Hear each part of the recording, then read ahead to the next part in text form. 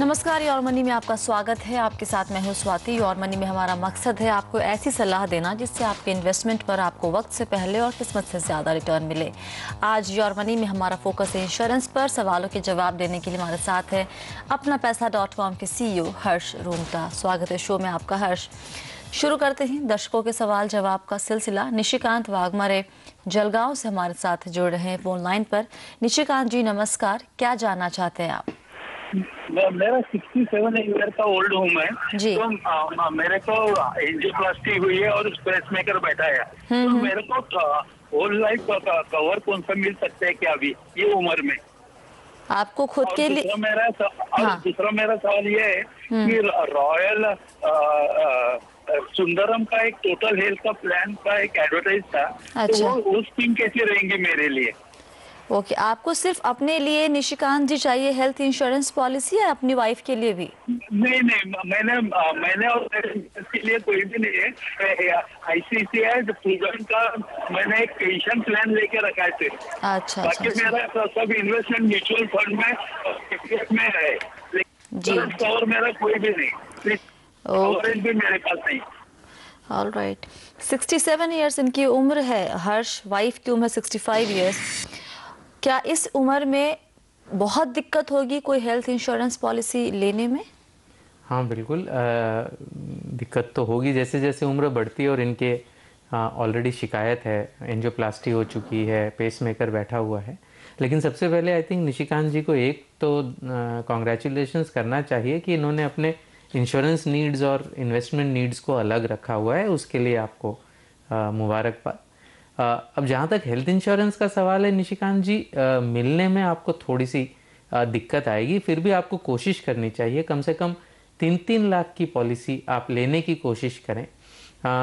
कई पॉलिसीज़ शायद अवेलेबल हो सकती हैं, उसमें से दो मैं रिकमेंड आपके लिए कर रहा हूँ। मिलेगी कि नहीं मिलेगी ये मैं नहीं कह सकता, लेकिन आपको अप्लाई करना चाहिए। एक यूनाइटेड इंडिया की सीनियर सिटीज़न पॉलिसी है, वो अगर आप इंडिविजुअली दोनों के लिए, अपने खुद के लिए और अपनी वाइफ के लिए 3-3 लाख की लेते हैं तो रफली आपका उसका कीमत 24,000 रुपये होगा। और उसमें दो चीज़ें ध्यान रखने की। एक तो जितना भी हॉस्पिटल का खर्च है उसमें से सिर्फ 80% का आपको मिलेगा, 20% नहीं मिलेगा। जो भी प्री एग्जिस्टिंग डिजीज़ है वो कवर 4 साल के बाद होगा। और रूम रेंट अगर 3,000 रुपये से ज़्यादा का होगा तो फिर आपकी जो क्लेम है वो 3,000 के रूम के हिसाब से मिलेगी आपको। सेकेंड ऑप्शन है, आप मैक्स बूपा में भी जा सकते हैं। सिमिलरली उसका प्रीमियम ज़्यादा है, 54,000 रुपये है दोनों का मिला के। लेकिन उसमें एडवांटेज ये है, उसमें भी 20% जो है कोपे है, यानी आपको अपनी जेब से भुगतना पड़ेगा। लेकिन उसमें रूम रेंट की कोई सब लिमिट नहीं है। तो आप दोनों में ट्राई करिए। और मिलने के चांसेस, जैसे मैंने कहा, थोड़ी दिक्कत होगी, आपको टेस्ट वगैरह देने होंगे, लेकिन मिल सकता है आपको कोशिश करनी चाहिए। हर्ष, आपने 3-3 लाख का ही कवर क्यों लेने की बात कही है? उससे कम या ज्यादा क्यों नहीं? तो 3 लाख से कम का कवर का कोई मतलब नहीं है, गिवन जो मेडिकल इन्फ्लेशन अब चल रहा है। तो उससे कम का कवर मेरे ख्याल से कोई मतलब नहीं है। 3 लाख से ज्यादा का कवर मिलना मुश्किल है। अगर वो हम निशिकांत जी से पूछ सकते हैं कि अगर उनका बजट है तो ज्यादा की भी ट्राई कर सकते हैं। मैक्स बूपा में एक टॉप अप पॉलिसी भी है। आपने जो प्रीमियम बताया है वो 3 लाख के कवर के हिसाब से ही बताया? 3 लाख के कवर के हिसाब से। ऑलराइट।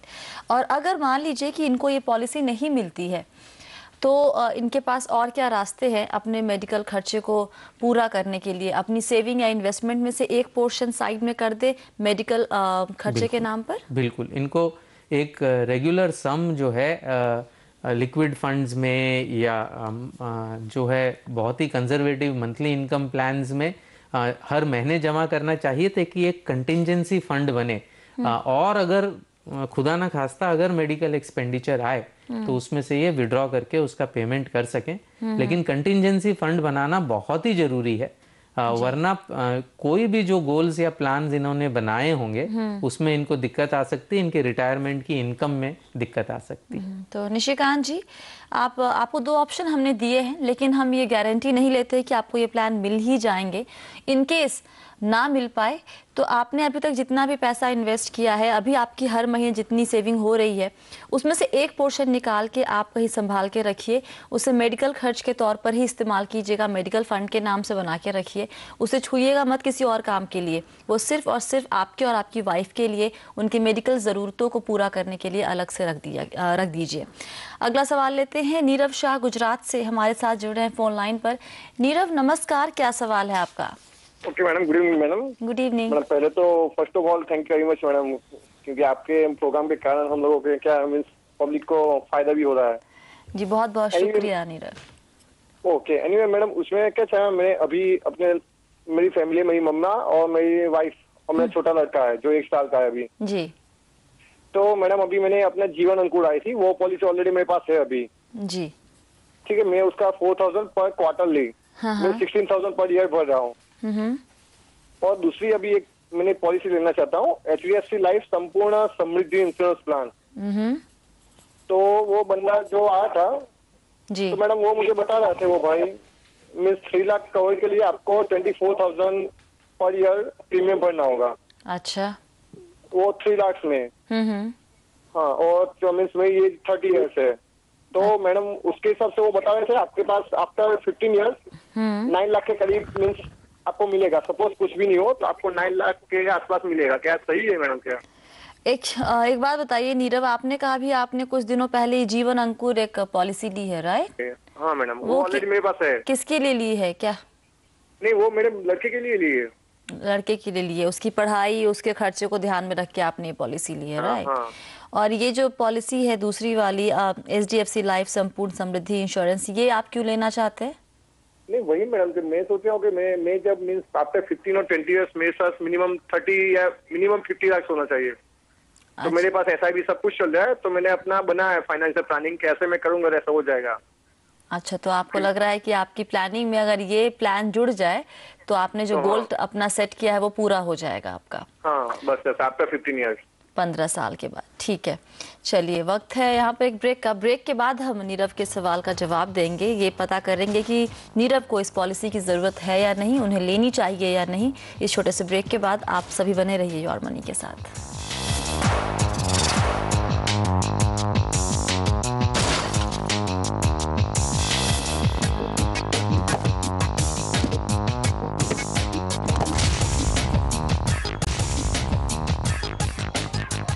योर मनी में आप सभी का एक बार फिर से स्वागत है। फोकस है इंश्योरेंस पर, सवालों के जवाब दे रहे हैं हर्ष रुंगटा। ब्रेक के पहले हम बात कर रहे थे नीरव से। नीरव, आप हमें हमारे साथ है? या मैडम, या नीरव एक बात बताइए, आपने कहा कि आपने जो प्लानिंग की हुई है उसमें ये इंश्योरेंस प्लान अगर जुड़ जाएगा तो आपका ये पूरा गोल जो है वो पूरा हो जाएगा। कहाँ कहाँ और निवेश किया है आपने पैसा? मैडम एक्चुअली मैंने कि आपका प्रोग्राम देखते मैंने 3 इयर्स पहले वो SIP में लॉन्च किया था, वो HDFC टॉप 200। वो लास्ट 3 इयर्स से भी चल रहा है। उसमें 3,000 पर मंथ में मीन्स इन्वेस्ट हो रहा है पर मंथ। और दूसरा सही में बताओ आपको 2 जगह में MIS चल रहा है, पोस्ट ऑफिस सेविंग स्कीम में। अच्छा, 9 लाख। हाँ ओके, अलग अलग जगह पे। हाँ, और एक ही फंड में आप निवेश करें? म्यूचुअल फंड में सिर्फ एक फंड है आपके पास, HDFC? हाँ मैडम, मैं सोच रहा था ऐसा कि अभी क्या वो घाटा हो रहा है, मैं उसमें 4,000 के करीब का मुझे अभी लॉस हो रहा है। अच्छा। तो मैं अभी सोच रहा हूँ अभी एक बार नीचे आ जाए, यूरोप का हालत ठीक नहीं हो तब वो फिर से हो। अच्छा, बताइए हर्ष, क्या सलाह देंगे आप नीरव को? क्या ये जो प्लान ये बता रहे हैं HDFC लाइफ संपूर्ण समृद्धि ट्रेडिशनल प्लान, ये लेना चाहिए? मुझे ऐसा लग रहा है कि इन्होंने जो प्लानिंग की है उसमें एक तो इनके पास म्यूचुअल फंड है जहाँ पे इन्हें बहुत ज़्यादा नुकसान, ठीक ठाक नुकसान हो रहा है, ज़्यादा तो नहीं है लेकिन 4,000 लॉस में जा रहे हैं। तो इन्हें ऐसा लग रहा है कि कहीं से अगर गारंटीड कुछ पैसे मिल जाए तो इनका जो गोल है वो आसानी से पूरा हो जाएगा। इस ख्यालात के साथ ही इनफैक्ट ये इस पॉलिसी को देख रहे हैं, लेने की सलाह देंगे आप? हाँ, तो इनफैक्ट स्पेसिफिक पॉलिसी के बारे में बताने से पहले नीरव जी एक मेन सलाह ये है कि जो प्लानिंग आप कर रहे हैं, ऑब्वियसली खुद कर रहे हैं, कोई प्रोफेशनल हेल्प आपने नहीं ली है, तो खुद करना कोई बुरी बात नहीं है, लेकिन खुद करें तो अपनी प्लानिंग को बहुत ही सिंपल रखें और उसमें 3-4 चीज़ का सिर्फ ध्यान रखिए। जो लाइफ इंश्योरेंस का आपको इंश्योरेंस इन्वेस्टमेंट कभी साथ में नहीं करना है, कभी नहीं। तो अगर इंश्योरेंस जो चाहिए आपको लाइफ इंश्योरेंस, उसके लिए आप ऑनलाइन टर्म प्लान लीजिए, सबसे पहली बात।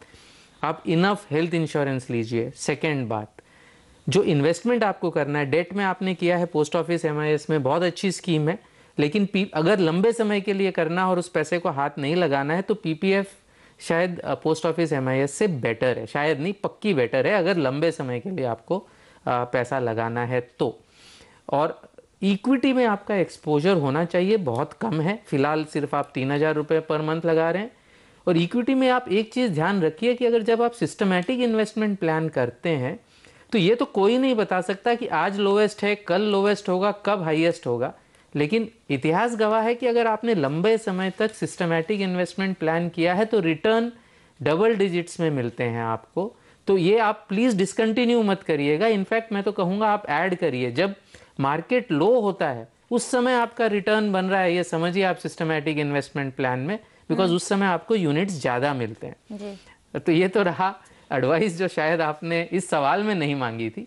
HDFC संपूर्ण समृद्धि का जहां सवाल है, ट्रेडिशनल प्लान है, आपको जो बताया गया है वो क्लियरली गारंटीड नहीं हो सकता, क्योंकि अगर वो गारंटीड है तो 11% है, वो होता ही नहीं है।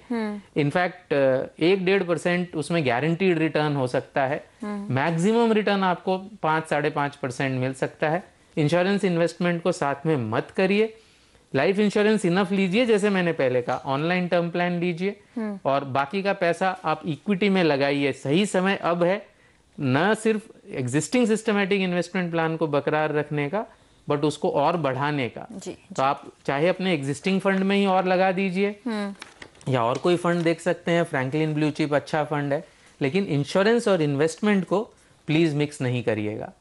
तो नीरव, आपको ये प्लान नहीं लेने की सलाह हमारी तरफ से। अगला सवाल लेते हैं पीयूष जैन मुरादाबाद से। फेसबुक के जरिए उन्होंने अपना सवाल भेजा है। उन्होंने लिखा है कि उन्हें बताया गया है कि ING स्टार लाइफ में 3 साल अगर वो प्रीमियम भरते हैं तो उनको 12 साल तक 10% फिक्स्ड इंटरेस्ट मिलता है, वो भी टैक्स फ्री। क्या लेना चाहिए या फिर नहीं? तो क्या पीयूष को ये प्लान लेना चाहिए?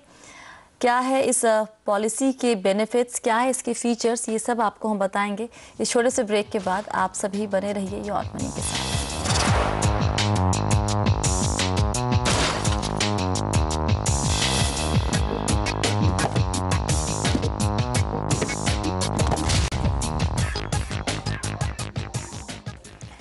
योर मनी में आप सभी का एक बार फिर से स्वागत है। फोकस हमारा इंश्योरेंस पर, सवालों के जवाब दे रहे हैं हर्ष रूंगटा। ब्रेक के पहले हमने सवाल लिया था पीयूष जैन का, जिन्होंने फेसबुक के जरिए अपना सवाल भेजा था। ING स्टार लाइफ के बारे में जानना चाहते हैं, कैसा प्लान है, क्या लेने की सलाह देंगे आप? नहीं, बिल्कुल सेम जो अभी नीरव जी को बताया, ट्रेडिशनल प्लान है।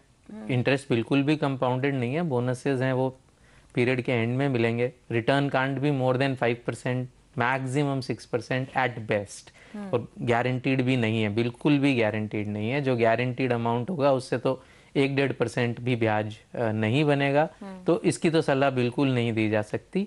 सेम रिस्पॉन्स, आप प्लीज़ अपना इंश्योरेंस और इन्वेस्टमेंट मिलाइए नहीं, अलग अलग कीजिए। चलिए अगला सवाल लेते हैं। चरणजीत जगदेव जी दिल्ली से हमारे साथ जुड़ रहे हैं फोन लाइन पर। चरणजीत जी नमस्कार, क्या सवाल है आपका? चरणजीत जी, आपको आवाज आ रही है हमारी? चरणजीत जी, आपको आवाज आ रही है हमारी? हाँ जी, आ रही है जी। जी, सवाल पूछ लीजिए। सर मैम, एक्चुअली मेरा सवाल ये है, मैंने क्या LIC की पॉलिसी ली थी 2007 में। उसका लॉकिंग पीरियड 3 साल का था। ठीक है जी, मैंने 4 साल तक प्रीमियम भरा और इस लास्ट ईयर में मैंने प्रीमियम नहीं भरा। अच्छा। और मार्च महीने में मेरी प्रीमियम ड्यू होता है अगस्त में। अच्छा। तो इस साल मार्च में मेरा इसका जो स्टेटस है वो चेंज हो गया, एक्टिव से रिड्यूस्ड पेड अप। अच्छा। एक्चुअली मैं जून मंथ में मैं प्लान कर रहा था मैच्योर करने के लिए इसको, कि मैं सोच रहा था कि अपने पैसे निकलवा लूं। फिर मैंने इसके रिगार्डिंग जब मेरा स्टेटस रिड्यूस पेड अप हो गया, मैंने LIC से और अपने एजेंट से चेक किया। Nobody is able to answer me कि मुझे NAV वैल्यू कब की मिलेगी, मेरे को मार्च के हिसाब से NAV वैल्यू मिलेगी या मुझे करंट के हिसाब से NAV वैल्यू मिलेगी। ओके, तो आप जानना चाहते हैं कि इसका मतलब क्या है, आपकी पॉलिसी से आप पैसे निकाल पाएंगे या नहीं? अगर निकाल भी पाएंगे तो किस NAV पर आपको पैसे मिलेंगे? यस, हाँ जी, करेक्ट। हर्ष बताइए क्या जवाब है? पॉलिसी का नाम पता है चरणजीत जी, कौन सी पॉलिसी थी आपकी? ये ग्रोथ रिलेटेड थी, एग्जैक्टली नाम तो नहीं पता पर ग्रोथ रिलेटेड थी। खैर, तो उस हिसाब से बताना तो बहुत मुश्किल है। नॉर्मली जो टर्म आप यूज़ कर रहे हैं रिड्यूस पेड अप, वो नॉर्मली ट्रेडिशनल पॉलिसी का होता है। उसमें एनएवी का कोई कॉन्सेप्ट नहीं है, उसमें सरेंडर वैल्यू का कॉन्सेप्ट है।